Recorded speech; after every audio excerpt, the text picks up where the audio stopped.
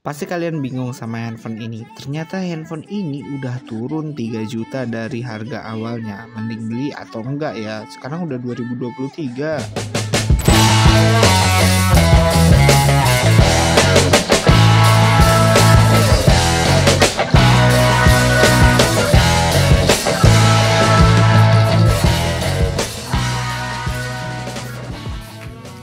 Ya, halo semuanya. Jadi ini adalah Vivo X80. Vivo ini pernah menjadi handphone terbaik pada tahun 2022. Banyak yang bilang sih begitu ya. Dia rilis pada tahun 2022 pada bulan April. Ya kalau kalian nontonnya sekarang, Vivo ini sudah berjalan 1 tahun. Dengan kemampuan Vivo ini yang gila-gila banget sih. Vivo masukin prosesor Dimensity 9000 dengan 4 nanometer di dalam handphone ini. Kalian tahu nggak benchmark yang dikasih berapa? Benchmarknya sampai 1 juta. Jadi dia bisa sampai 1 juta di Antutu V9. Makin gacor gak sih? Sebenarnya handphone 8 jutaan yang bisa nyentuh 1 juta benchmark itu kayaknya ada nggak ya sekarang? Mungkin kalau di sekarang ini agak sedikit melambat sih pergerakan handphone. Jadi menurut saya masih jadi andalan sih Vivo X80 buat dibeli sama kalian gitu. Nah, Vivo X80 ini menggunakan kemampuan layar AMOLED. Tentunya layar AMOLED-nya udah dipakai 120 Hz. Nggak ketinggalan sama zaman sekarang ya, karena zaman sekarang udah pakai layar AMOLED 120 Hz. Tapi cocoknya kalau sekarang itu ditambah lah ya, namanya handphone flagship dikasih namanya Super AMOLED. Nah, layar Super AMOLED-nya ini juga ditambah sama kemampuan 1500 nits peak, yang artinya kalau kalian pakai layar ini di luar ruangan, layar bakal tetap terang dan stabil banget sih penggunaannya. Nggak banget tuh ada namanya kalian pakai di luar ruangan, layarnya gelap, dipakai di dalam ruangan baru cerah minta ampun. Jadi ini stabil, mau dipakai di luar ruangan gasket, mau dipakai di dalam ruangan gasket. Itu sih intinya. Itu kalau dari manfaat dari nitsnya.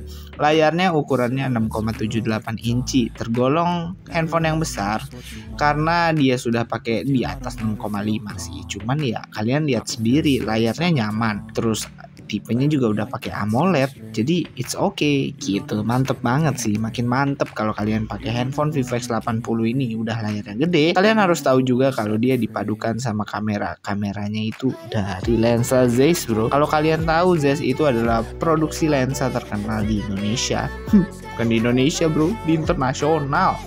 Ya, jadi dia memberikan kamera 50 megapiksel triple kamera aja sih. Cuman bentuknya sedikit melingkar, beda sama handphone sekarang. Kalau Vivo V27 itu kameranya cenderung ke bawah. Untuk 50 megapiksel wide, 12 megapiksel telephoto, 12 megapiksel ultra wide. Dan fiturnya Zeiss Optic, Zeiss T-Lens Coating, Pixel Shift, Dual LED, Tone Flash, HDR, dan Panorama. Banyak banget sih fiturnya. Saya udah sendiri nyoba di handphone ini, kalau fiturnya emang banyak banget. Jadi udah stabil aja perekaman yang udah pakai Ace. Jadi nggak perlu kalian pakai gimbal-gimbal kalau mau setting kamera profesional. Dan dia udah 4K 60 fps, artinya udah nyaman banget. Sangat disayangkan kamera depannya belum support sampai 60 fps. Jadi kamera depannya kalau mau video itu cuman mentok di 1080 30 fps. Kalau mau foto ya bisa sih dapat 32 megapiksel di lensa wide gitu guys. Menurut kalian gimana untuk bagian kamera? Ini oke banget sih udah pakai Zeiss, tapi kalau kalian mengingat pesaing-pesaingnya itu ada loh, Google Pixel 6 yang perlu kalian kepoin juga, karena harga baru Google Pixel 6 itu sekarang di kisaran 7 jutaan. Dan kalau kalian pengen nyari handphone yang bener-bener gokil buat kamera, kalian bisa incar X80 ini, atau kalian bisa ambil Google Pixel. Google Pixel itu ada fitur kamera Gcam yang bisa diterapkan pada chipsetnya. Ini chipsetnya pakai MediaTek ya, Dimensity 9000 yang tadi saya jelasin. Jadi belum support lah untuk menggunakan Gcam. Tapi kalau pakai Google Pixel itu terlepas dari kamera handphonenya yang emang udah bagus juga, dia ada fitur sakti kamera yang namanya Google Kamera itu gitu, karena dia berlaku di handphone Snapdragon gitu sih guys. Kalau kalian mau lihat fitur dari Snapdragon di fitur Google Kamera, nanti saya taruh sih videonya di sini. Oke, ini videonya. Nah, jadi gitu untuk kemampuan kameranya. Nah, sekarang kita bakal coba bahas tentang kemampuan gamingnya.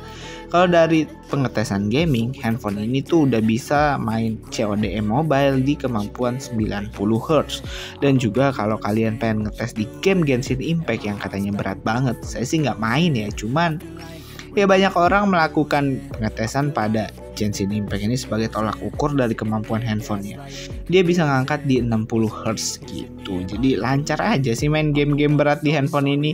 Mengingat Antutunya yang tadi udah sejuta, jadi kalian nggak perlu peduli lah sama pengetesan gaming itu ya pasti dilibas. Cuman ada fitur lain yang saya kurang suka di game ini.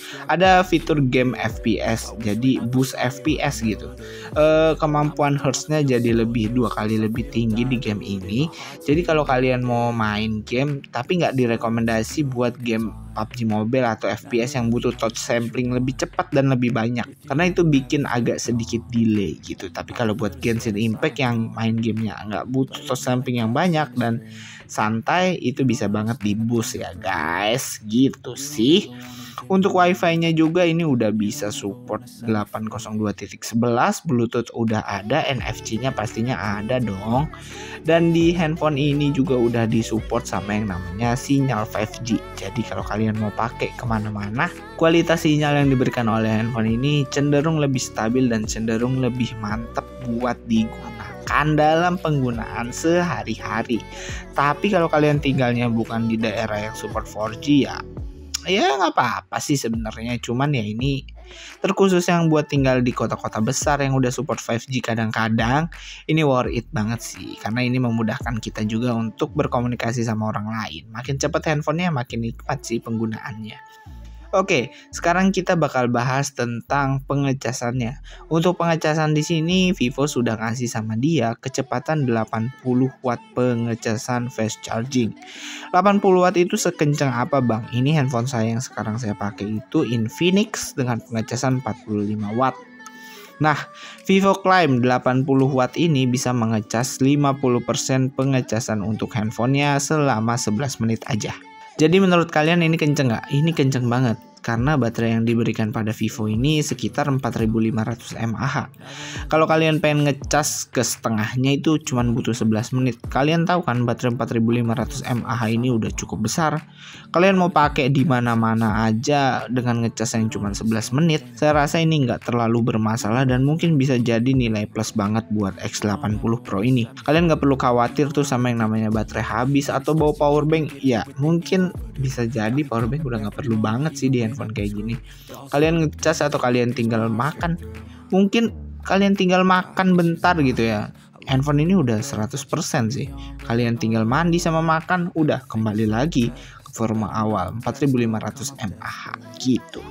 Jadi gimana guys, buat kalian yang pengen masih sama Vivo X80 ini, mending kalian ambil atau enggak? Kalau menurut saya sih ambil aja kalau kalian tertarik. Tapi kalau kalian ngincer penggunaan kamera yang gokil dan gacor, saya rekomendasi di Google Pixel 6 karena sekarang udah ada juga yang masuk secara resmi dan handphonenya bukan bekas ya, dalam kurung bekas secondan orang. Ini handphonenya baru di harga 7 jutaan, ada Google Pixel 6 yang bisa kalian beli. Itu buat kamera. Tapi kalau buat gaming, buat baterai, buat pengecasan, saya masih rekomendasi Vivo X80 ini karena kalian tahu ya udah pakai Dimensity 9000. Dan pengecasannya itu gokil banget, 80 watt gacor.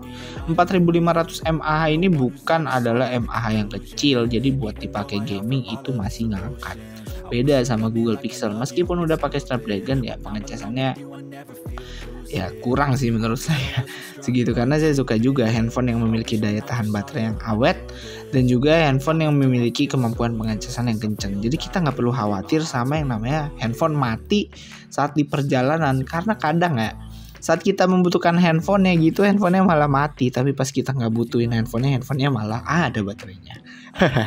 Mungkin cukup sekian sih untuk video kali ini. Assalamualaikum warahmatullahi wabarakatuh. Mohon maaf bila ada kesalahan.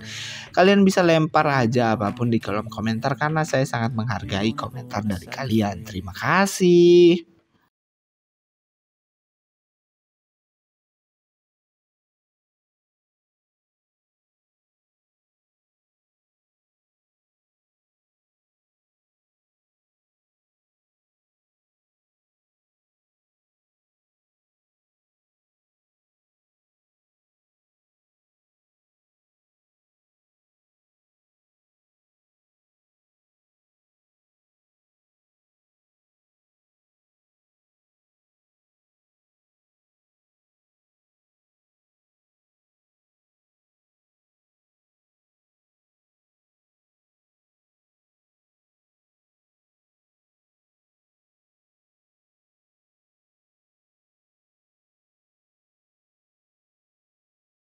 if I lay down and I play dead and I stay dead, maybe you'll get sick of being the monster out of my head, under my bed.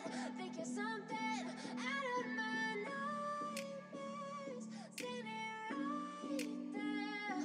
But if I lay down and I play dead and I stay dead, then will you get bored of killing me? Silhouettes of you are like a taunt. Never really know just what you want. With you I don't ever feel calm. I can feel the sweat inside my palms. Play with me like cats and a string. You don't understand the pain it brings. You don't ever wanna give me wings. You don't ever wanna set me free. You know I'm addicted to you, and it's twisted, you've been gifted with the evil voodoo.